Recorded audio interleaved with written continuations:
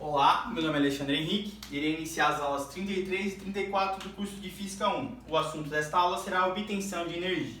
Bom, eu falei para você que a potência é o trabalho dividido pela variação do tempo, e isso dado em joules por segundo. E falei também que a potência é a variação da energia dividido pela variação do tempo, isso também em joules por segundo. Se a potência é o trabalho dividido pelo tempo, você tem que a potência pode ser se é o trabalho da força-peso. Quem é o trabalho da força-peso? É a massa multiplicado pela gravidade, multiplicado pelo o desnível, dividido pelo tempo. Bom, o que é massa? A densidade é massa sobre volume. Então a massa é igual a densidade vezes volume. Vou apagar isso aqui. Então, o que é a densidade? É a massa dividido pelo volume. Então, o que é massa? Massa é a densidade multiplicado pelo volume. Então, isso aqui vai ser igual. Potência vai ser igual a massa, que é densidade vezes volume, multiplicado pela gravidade, multiplicado pelo desnível, dividido pelo tempo. Então, você tem que a potência vai ser o que é volume dividido pelo tempo. É justamente vazão, é quanto que está passando de volume em um determinado tempo. Então, densidade multiplicado pela vazão, multiplicado pela gravidade, multiplicado pelo desnível. Se você tiver, a densidade é uma constante, a gravidade também é uma constante, e você tiver uma altura constante, quanto maior for a vazão, maior vai ser a potência. É diretamente proporcional, porque a gente tem três constantes. Quando tem uma constante, a gente pode ter uma relação diretamente proporcional.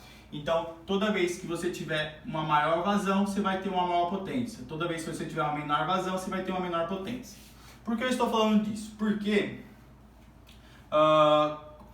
esta aula é a obtenção de energia. Como que a gente obtém energia? A gente obtém energia de várias formas, mas eu vou enumerar algumas. Por exemplo, usinas. As usinas podem ser hidrelétricas,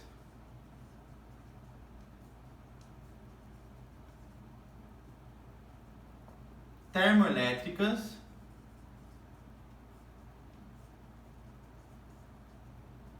eólicas e fotovoltaicas.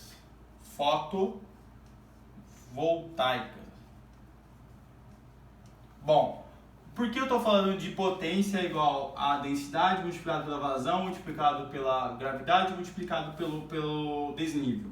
Por causa das hidrelétricas. O que é uma hidrelétrica? Bom, uma hidrelétrica é quando você tem um grande corpo d'água e esse corpo d'água ele tem um desnível. E ao ter desnível, aqui esse corpo d'água ele tem massa. Se ele tem massa, ele tem energia potencial gravitacional. Então, quando você tem um desnível e um corpo d'água gigantesco, aqui isso aqui é tudo água, e ali seria uma barragem, por exemplo. Você tem que essa água ela cai dentro de um ducto. Portanto, ela entra dentro de um ducto e esse ducto faz com que ela percorra esse percurso aqui, ó. Então, quando a água sai daqui e chega aqui, ela diminui sua energia potencial, mas ela aumenta sua energia cinética. Por quê? Porque é o trabalho da força-peso. O trabalho da força-peso é uma força conservativa. O que é uma força conservativa? É quando ela conserva a energia. Quando ela diminui a energia potencial, ela ganha energia cinética. Então, quando ela passa por aqui, ó, aqui vai ter uma espira, e essa espira vai estar no meio de um ímã gigante. Então, aqui, ó, vai ter um fluxo vai ter um fluxo de energia. Vai ter uma espira e essa espira vai estar acoplada a como se fosse ela está acoplada a um eixo.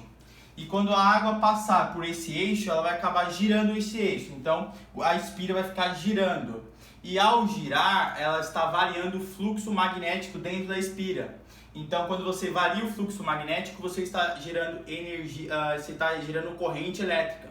Ao gerar corrente elétrica, você consegue gerar diferença de potencial. Então, essa diferença de potencial fica armazenada na usina e é mandada para todo o sistema elétrico. Então, quando você tem um fluxo magnético, justamente pela variação da área da espira, porque quando ela está assim, digamos que aqui é o norte e o sul. Então, a espira está aqui, ó, ela está recebendo toda a quantidade do fluxo magnético. Aqui ela está recebendo zero, aqui ela está recebendo tudo e aqui ela está recebendo zero. Então é variando esse eixo acoplado a um eixo que a água está percorrendo que vai ter a obtenção de energia, ok? Então isso aqui é a explicação da hidrelétrica. Bom, a termoelétrica faz a mesma coisa, mas ela não usa a energia potencial elétrica, e sim você queima carvão. Digamos que lá tem o carvão. A termoelétrica ela queima carvão. Aí quando ela queima o carvão, ela vai estar esquentando uma água. Essa água ela vai entrar em vapor. Quando ela entra em vapor, ela vai quando ela entra em vapor, ela consegue movimentar um eixo. Que eixo seria esse? Quando ela movimenta esse eixo, ela está acoplada também a uma espira e acaba também girando, faz com que haja um fluxo eletromagnético e você consegue obter energia da mesma forma, sendo que com a termoelétrica é uma reação química. A hidrelétrica é uma reação física. Bom, as eólicas é a mesma coisa, vai estar acoplada a um eixo e quando girar aquelas pás gigantescas vai estar variando o fluxo magnético dentro de um espira. Então vai gerar corrente elétrica que vai conseguir gerar uma DDP. Então a eólica é uma obtenção de energia na forma mecânica. Hidrelétrica também, na forma mecânica, física mecânica. Por quê? Porque tem energia potencial, tem energia mecânica. A fotovoltaica é com a radiação, ela é capaz de captar a radiação eletromagnética e ela consegue absorver essa radiação eletromagnética e guardar em um gerador. Então a fotovoltaica é justamente uma radiação eletromagnética. Então é dessas 4 formas principais que a gente consegue energia nas usinas de eletricidade. A mais comum no Brasil é justamente as hidrelétricas e as termoelétricas. Está crescendo muito as eólicas, principalmente no Nordeste brasileiro, e também as fotovoltaicas que têm um alto potencial na Caatinga, como também no Centro-Oeste. Então, quando a gente vê as questões, já está falando da Caatinga e Centro-Oeste. As eólicas, principalmente no litoral do Rio Grande do Norte, que tem e Ceará, que tem ali está passando os ventos alísios e é constante esses ventos alísios, o que faz com que gire essas pás eólicas e gerando energia. Então é dessas 4 formas principais que a gente tem a obtenção de energia. Bom, eu só não falei de uma aqui, ó, que é a obtenção pelas energias energia nuclear. A energia nuclear ela usa o processo de fissão.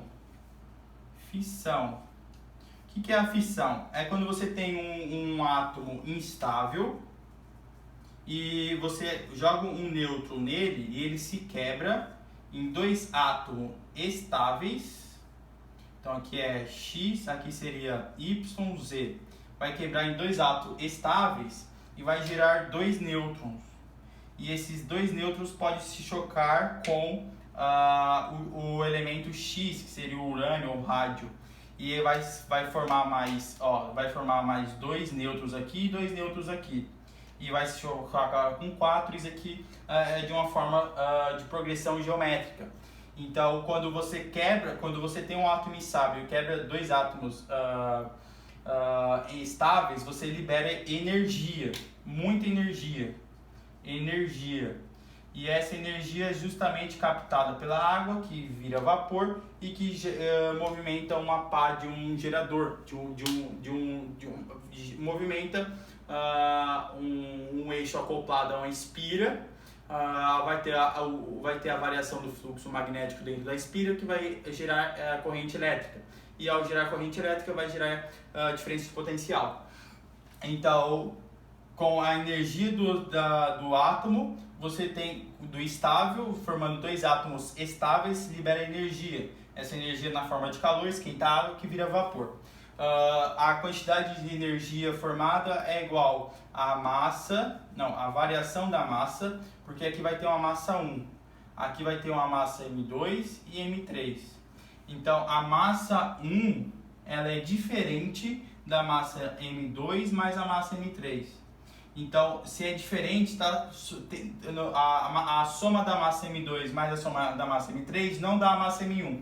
Então, você tem que a energia é a variação da massa multiplicado pela velocidade da luz ao quadrado. Isso aqui é a teoria de Einstein, quando a massa virando energia. Por quê? Porque quando esse átomo instável gera esses dois átomos estáveis, a massa deles não são iguais. Se você somar a massa de 2 mais a massa de 3, não vai dar igual a massa de 1. Por quê? Porque a quantidade da massa que variou vai ser justamente transformada em energia. E é daí que vem energia, é massa virando energia multiplicado pela velocidade da luz ao quadrado. Ok? Então, se a variação da massa for pequena, mas multiplicado por um valor muito alto, vai ter uma energia muito alta. Então, é assim que a gente obtém energia a partir das termonucleares. Tudo isso para pegar energia, esquentar a água, aquecer a água vira vapor, consegue girar um eixo. Esse eixo está acoplado a uma espira. Essa espira está entre um fluxo magnético. Então, quando você está variando a espira, você está variando a área do fluxo magnético. Se você está variando a área pelas teorias de Tesla, que a gente vai estudar posteriormente, você está gerando um fluxo magnético e está gerando, portanto, está variando a corrente elétrica, portanto, está tendo uma corrente alterada, ok? Alternada. Então, são essas 1, 2, 3, 4, 5 maneiras principais de obter energia na atualidade. Bom, a aula de hoje termina aqui. Nas próximas 2 aulas a gente vai falar de impulso, ok? Então deixa o like, compartilha e até as próximas aulas. Tchau, tchau!